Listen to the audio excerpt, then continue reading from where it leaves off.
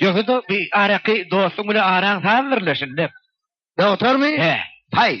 Komşu mu ol? He. Terörük mü? Ova. Sunga Allah tara. He. Yine uncun da biraz. Yolak övülen yanına durduk kolmen arkama kalkıp şu yatan menneler menli çiğ ettim dedi. Ay o ucukluğuna uğrak tamaliyotta da bir kapat geldi gördün mü? He. Şu tamaliyotun üstünde yanı bir caylaşıp oturduk kolun yanımda da bir yaşlı vardı. Çok bile kumur yamir edip oturdum onun üstüne kıyıca kaç geldi de o yaşlı beylingini kuşak bile kuşağım deydi. Oho. O da ne mi keygim görüş tutturacak mı deydi. Ha. Yok yukarıda tamaliyotun çayı kayma kahmallıydı on. Be atmanın yolumdurunun koçeleri yal çıkonok kenoğu diyelim o niye. Yey be. Yine edip şu vaktim tamaliyot uçtu da epesli yukarı kallı onun yankıgı yenilgak geldi. Adamlar arağında doktor yok biliyorsun yüreğinden tuttu diye. Ay şu sonra bizim televizyonu sürme o. İnirden yankıgı şu diyen dostum var da doktordu. He. Men mar diydin he mi hızmat deydi o biliyorsun yüreğinden tuttu. Yete var deydi.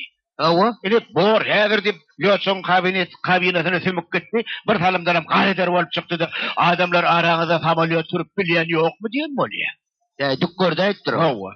Sen şunun bana bir onun meşgullük aspravkası verdine gayret. Ne emetsek onun mesulluğu? Ay bir bak o edip gelmeyişim var. Bak o? He. Ha, ne emetsek? 100 euro da askerde de devecek. Ha, sevda satın edersen. Var da iş ya. Arkayını de. He. Yani bana ulra kurup bırakmış oluyor. Ay yok Onun onun mesulluğu ne? Ben bir yıl alıp koyuyorum. Tanışım var ha. Yok on geldat gerek. Kelle onun meşgul yaranak divalhan golli. Ay Bahadır'dan kaçmasan pazar. Bahadır'ın gurrumu yok. 50 manadan bolta vereyim. 50. Yine bir 50 koştason yüle tegele. He. Men şu doktordan poşarak 50 diyem bırakı getirip vereyim. Bey be. O bir yer var en onu. On gel bolta gat gerek kadar mı? Ay yağdayı gaziret poşarak. Yağdayı. Nedir cumakka senin için tarif edip verecek. Dur. Ne mi? Cumakka ne mi? Cumakka. Ay adını yıkıldık tutuyanlar. Bir sefer vaat geçecek. Cuma durdu akka deyip durdum. Onun için ne mi? Kılıç mırad akka diyen önüne kılıç akka diye yakalak akka diye bollu şu. Bey be. Sapar Muhammed'e dağa sapak namrada anna akka diysen gelişik durana. Ne? Ha da cuma durdu akka diye cuma akka diyecek. Her köp yaklatman he. Ha böyle. İyi lan zaten oy diye. Ben orada. Öyle. Sen amadın ıslatacak. Kıyıkal diyor. Ne geliyor? O bana mırza bağışta benim sana kurban nazar akka deyip duracak kendine kurban akka diyecek.